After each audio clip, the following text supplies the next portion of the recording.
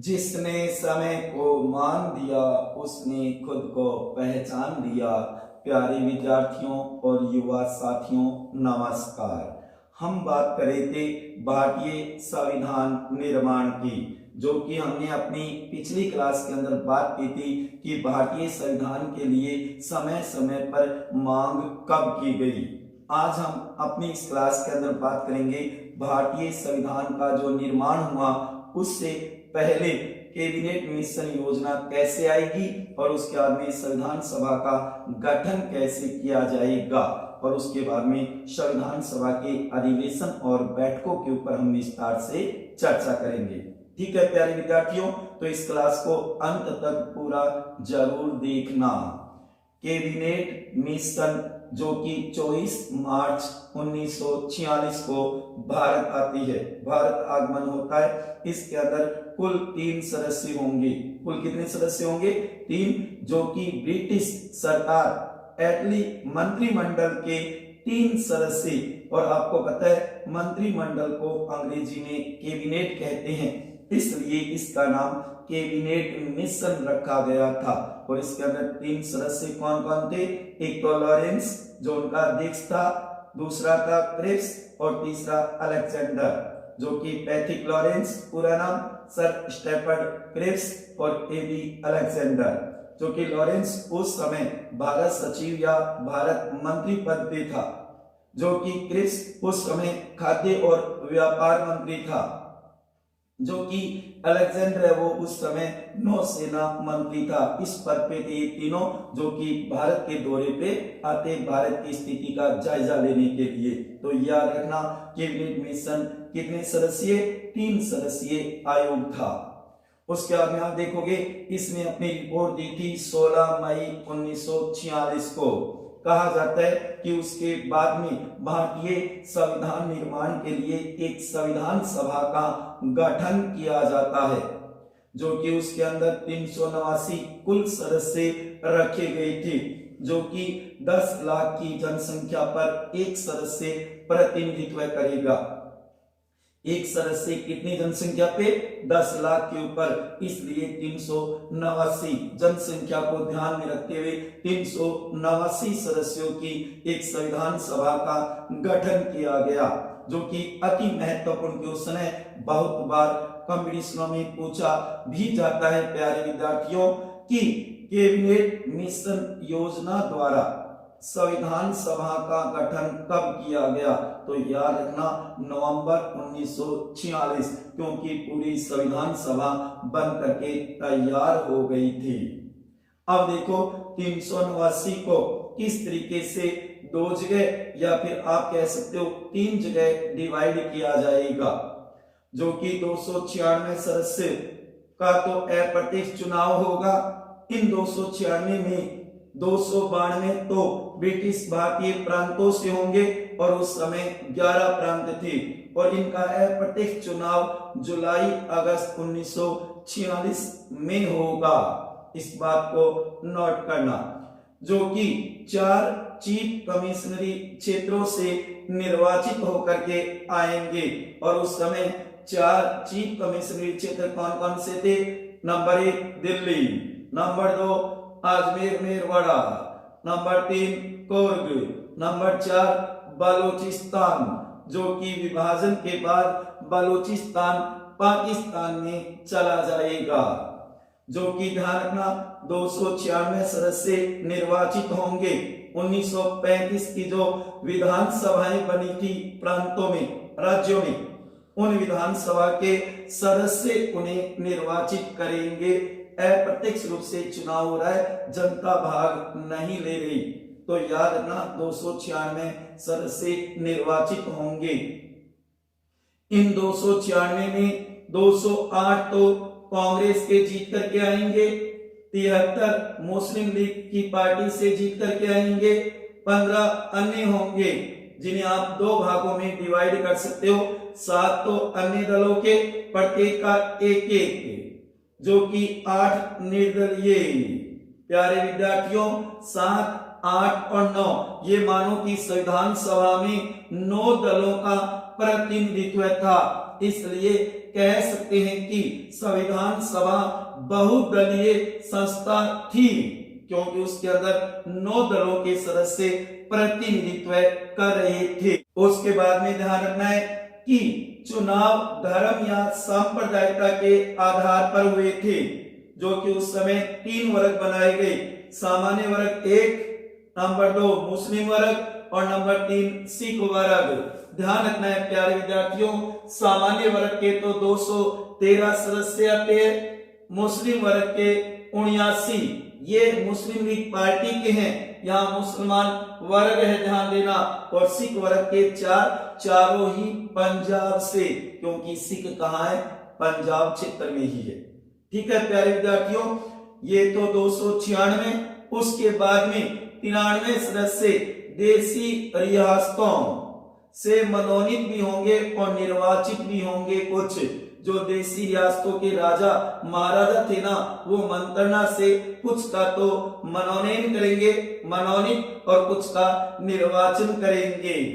इस प्रकार हम कह सकते हैं कि हमारी संविधान सभा निर्वाचित और मनोनीत दोनों प्रकार के सदस्यों से सुशोभित थी, कि उसके अंदर निर्वाचित सदस्य भी थे और उसके अंदर मनोनीत सदस्य भी थे, क्योंकि उस समय भारत ये मानो 2 भागों में बटा हुआ था।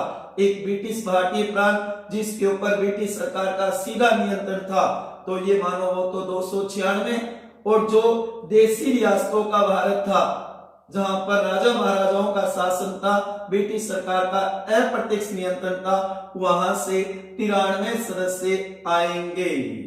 ठीक है प्यारे विद्यार्थियों, इन आंकड़ों को अच्छी तरीके से तैयार कर लेना, नोट कर लेना, क्योंकि कई बार कथन कारण में पूछ लिए जाते हैं। क्योंकि आजकल देखा जाता है राजनीति विज्ञान, भारतीय राज व्यवस्था के जो ट्यूशन बनाए जाते हैं उनकी प्रकृति चेंज हो चुकी है। कथन कारण के बनाए जाने लगे, सत्य असत्य कथन पूछे जाने लगे, मेल करवाने पूछे जाने लगे, और ये मानो कि सत्य कथनों पे विचार करना भी पूछा जाने लगा है। तो ऐसे ट्यूशन बन करके आ सकते हैं। उसके बाद में देखो आगे, संविधान सभा के कुल 12 अधिवेशन या सत्र हुए थे, जो कि आप देखोगे 9 दिसंबर से लेकर के, और ये मानो कि अंतिम बैठक और अंतिम अधिवेशन होगा 24 जनवरी 1950 को। लेकिन ये बात आपको यहाँ पर ध्यान रखनी है साथियों, कि संविधान निर्माण कितने अधिवेशनों में हुआ, तब उस समय ध्यान देना कि संविधान निर्माण 11 अधिवेशनों में ही होगा। ठीक है ना प्यारे विद्यार्थियों, कुल पूछे तो 12 होंगे। अब देखो, पहला अधिवेशन 9 दिसंबर से 23 दिसंबर 1946। इस पहले अधिवेशन में 211 सदस्य ही उपस्थित हुए थे। बैठक में नहीं, अधिवेशन में 15 को, 18 को, 20 को, 22 को, जिस दिन भी हुए, ये मानो 211 सदस्य प्रेजेंट हुए, क्योंकि पहले आते हैं, परिचय पत्र दिखाते हैं और रजिस्टर में साइन करते हैं। अब देखो, पहले अधिवेशन की 5 महत्वपूर्ण बैठकें, ये अति महत्वपूर्ण है, जो बार बार इनमें से क्वेश्चन पूछा जाता है।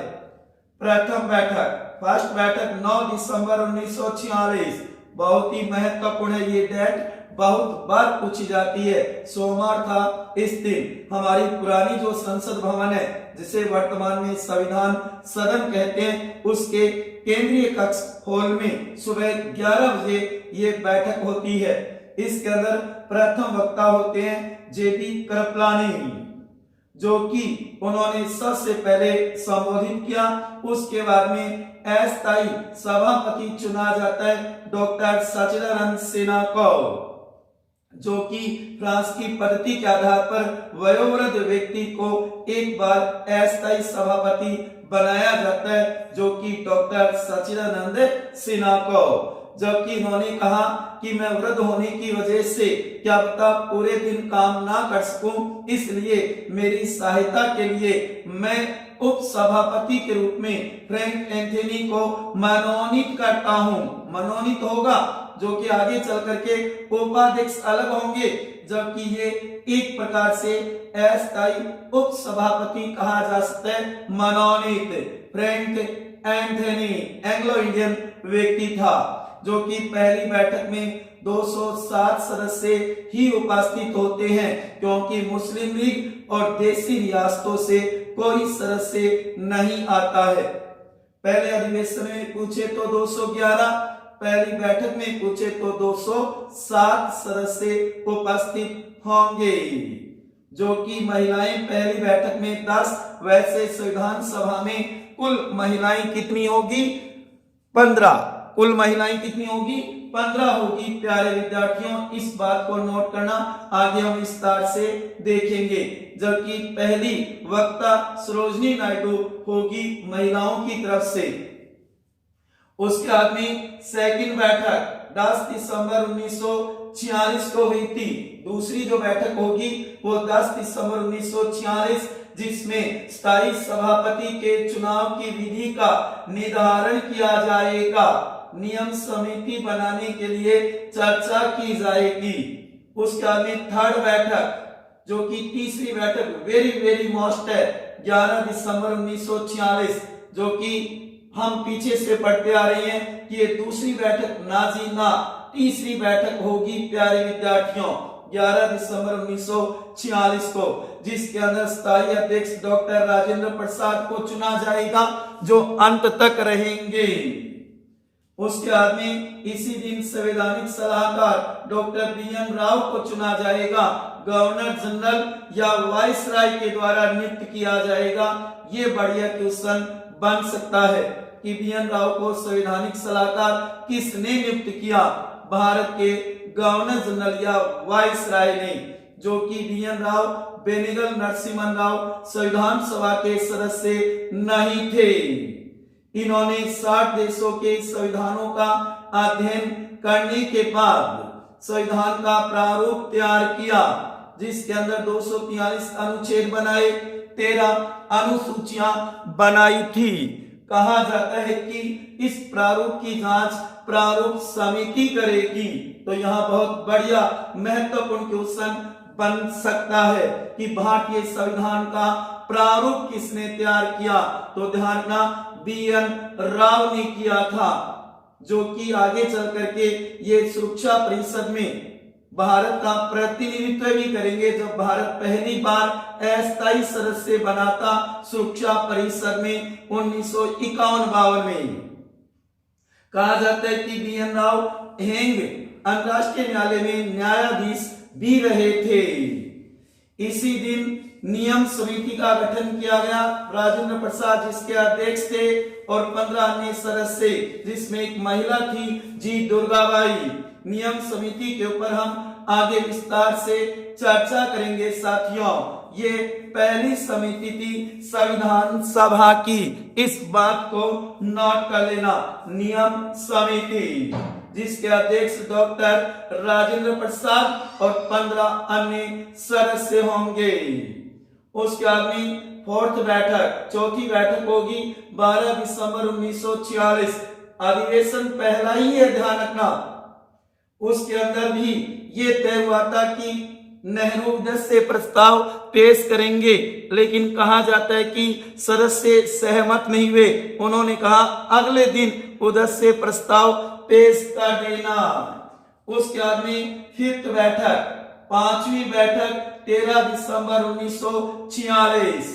आपको पहली, तीसरी और पांचवी बैठक तो जरूर तैयार करना है प्यारे विद्यार्थियों। पांचवी बैठक 13 दिसंबर 1946, पंडित जवाहरलाल नेहरू ने, जो अंतरिम सरकार के प्रधानमंत्री होते हैं, उन्होंने सदस्य प्रस्ताव पेश किया, जो कि जिसके ऊपर 8 दिन चर्चा होगी। 8 ही उसके अंदर बिंदु या पॉइंट थे प्यारे विद्यार्थियों, इस बात को नोट कर लेना। कहा जाता है कि इस सदस्य प्रस्ताव का डॉक्टर भीमराव अम्बेडकर व एम.आर. जयकर ने विरोध किया था, जबकि पुरुषोत्तम दास टंडन ने इसका समर्थन किया था। यही सदस्य प्रस्ताव आगे चल करके भारतीय संविधान की प्रस्तावना का आधार बनेगा। इसीलिए प्रस्तावना को ओडिसी का भी कहा जाता है। तो ये बैठकें आपको जरूर तैयार करनी है। 9 दिसंबर 1946 ये डेट मोस्ट है, जबकि अध्यक्ष डॉक्टर राजेंद्र प्रसाद अति महत्वपूर्ण है। बहुत बार पूछा जाता है भारतीय संविधान सभा का अध्यक्ष किसे बनाया गया। भारतीय संविधान बनाने वाली संविधान निर्मात्री सभा का अध्यक्ष कौन था? डॉक्टर राजेंद्र प्रसाद। तो प्यारे विद्यार्थियों, आज हमने देखा संविधान सभा का गठन कैसे होता है, उसके बाद में उसके कुल 12 अधिवेशन, जबकि हमने पहले अधिवेशन की 5 बैठकों के ऊपर चर्चा की है। अति महत्वपूर्ण टॉपिक है भारत का संविधान। कई मेरे प्यारे विद्यार्थी कई दिनों से इंतजार कर रहे थे कि होशियार जी सर कब भारतीय संविधान निर्माण के ऊपर वीडियो या क्लास बनाएंगे। वो दिन आ गया प्यारे विद्यार्थियों। हम क्रम से चलते हुए भारतीय संविधान निर्माण की पूरी कहानी अच्छी तरीके से रोचक जानकारियों के साथ पूरी करेंगे। इसलिए मेरे वीडियो को पूरा अंत तक जरूर देखना। आप सभी का सहयोग बहुत जरूरी है साथियों। अति महत्वपूर्ण टॉपिक है। एक एक बात को अच्छी तरीके से सुनना, देखना और उसके बाद में अपनी नोटबुक में नोट कर लेना प्यारे विद्यार्थियों। कई ऐसे महत्वपूर्ण फैक्ट या तथ्य होंगे शायद हमारे वो पहले सुने हुए भी नहीं होंगे। जैसे कि सच्चिदानंद सिन्हा ने सबसे पहले पहली बैठक में शुभकामना संदेश पढ़े थे और एक व्यक्ति को श्रद्धांजलि भी दी थी, जो कि संविधान सभा का सदस्य था प्रसन्न देव रेंकोट, जिनका देहांत हो गया था। तो क्या पता कथन में ये क्वेश्चन बना दिया जाए, तो आपको ध्यान में रखना है। प्यारे विद्यार्थियों, पहले अधिवेशन की संख्या 211, पहली बैठक की संख्या 207। इस बात को अच्छी तरीके से समझ लेना। जबकि एकमात्र सभापति फ्रैंक एंथनी, जबकि आगे चल करके उपाध्यक्ष बनेंगे 2 व्यक्ति, जिनके ऊपर हम आगे चर्चा करेंगे। और सबसे महत्वपूर्ण क्वेश्चन आपको ध्यान में रखना है कि भारतीय संविधान का निर्माण किस योजना से हुआ। तो याद रखना, कैबिनेट मिशन योजना से भारत का संविधान बना था। कहने का मतलब भारतीय संविधान का निर्माण हुआ था। जबकि भारत का विभाजन किस योजना से हुआ, तो याद रखना है साथियों, लॉर्ड माउंटबेटन योजना से हुआ था। क्योंकि कई बार क्वेश्चन बन करके आ जाते हैं। संविधान सभा में कुल 389 सदस्य, जो कि उस समय भारत 2 भागों में बंटा हुआ था। एक ब्रिटिश भारतीय प्रांत, जिनके ऊपर ब्रिटिश सरकार का प्रत्यक्ष नियंत्रण था, वहां से तो 296 सदस्यों का अप्रत्यक्ष चुनाव होगा, जो कि 1935 की विधानसभाएं जो बनेगी अधिनियम से, उन प्रांतों की असेंबली या विधानसभा सदस्यों द्वारा। और दूसरा जो भारत का देशी रियासतों का, जहां पर राजा महाराजा शासन कर रहे थे, कहा जाता है कि 562 से 565 तक छोटी बड़ी देशी रियासतें भारत में थी। और सबसे बड़ी हैदराबाद रियासत, जहां से 16 सदस्य आने थे, लेकिन कहा जाता है अंत तक कोई भी नहीं आया हैदराबाद रियासत से। तो वहां से 93 सदस्य मनोनीत और निर्वाचित दोनों प्रकार से आएंगे। तो इस बात को भी नोट कर लेना प्यारे विद्यार्थियों। अति महत्वपूर्ण है ये कहानी। अगर आपको ये वीडियो अच्छा लगे तो इसे ज्यादा से ज्यादा शेयर करना, लाइक करना मत भूलना। अभी तक मेरे चैनल होशियार सर को आपने सब्सक्राइब नहीं किया है, तो कृपया आपसे निवेदन है कि मेरे चैनल को सब्सक्राइब भी कर देवें। ठीक है प्यारे विद्यार्थियों, अंत में यही कहूंगा, सदा खुश रहो, हंसते रहो, मुस्कुराते रहो, अपने लिए और अपनों के लिए।